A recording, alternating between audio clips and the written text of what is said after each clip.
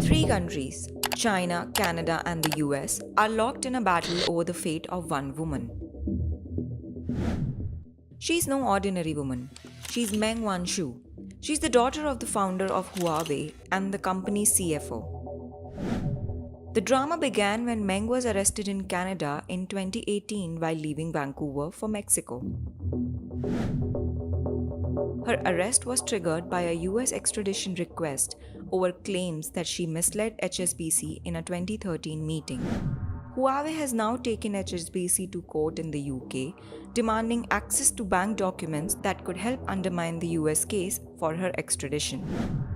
But Meng, who has been out on an $8 million bail, is one of the world's most famous detainees.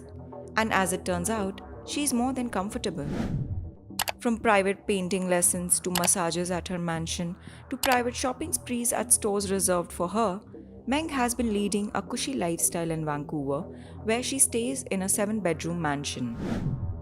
And now, she's fighting to get even more perks.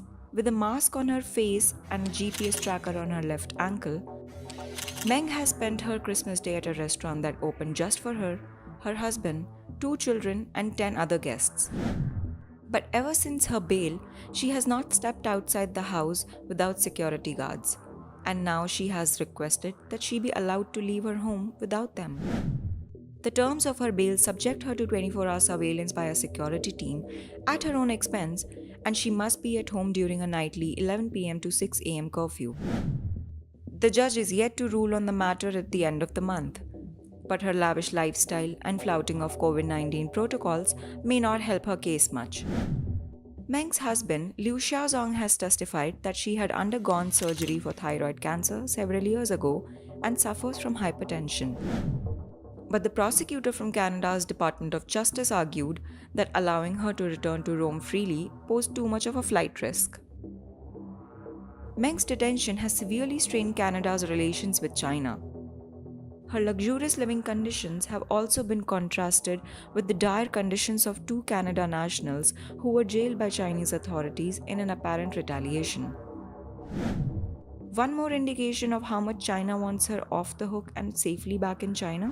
In May last year, a Boeing 777 was chartered by the Chinese government to fly Meng back home in the mistaken expectation that she was about to be freed. Huawei versus HSBC.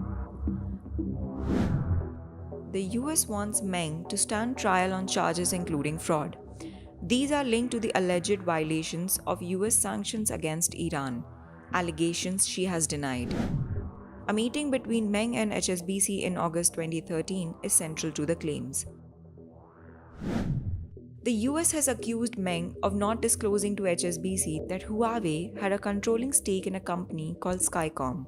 And it is this company, Skycom, that's allegedly breached US trade sanctions on Iran. The bank continued to clear transactions for Huawei, which the US alleges includes more than $7 million in payments from Skycom between 2010 and 2014.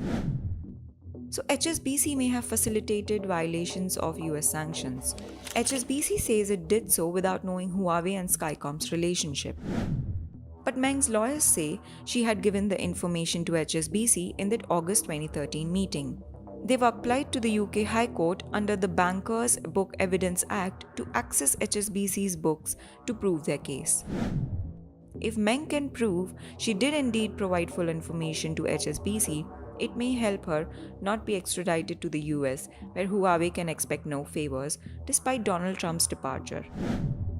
Meng is expected to appear in court in Canada on 1st March for the latest stage of her extradition hearings.